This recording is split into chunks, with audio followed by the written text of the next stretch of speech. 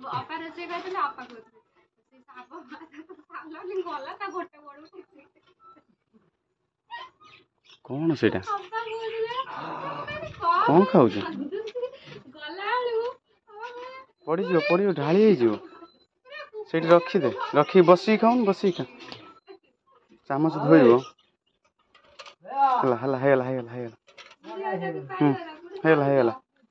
ଖାଇଦିଅ ଏବେ ଥାଉ ସେତିକି ଥାଉ ସେତିକି ଥାଉ ସେତିକି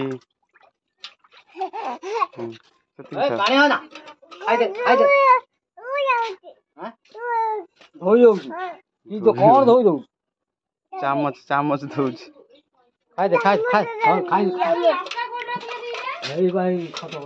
ଚାମଚ ଧୋଉଛୁ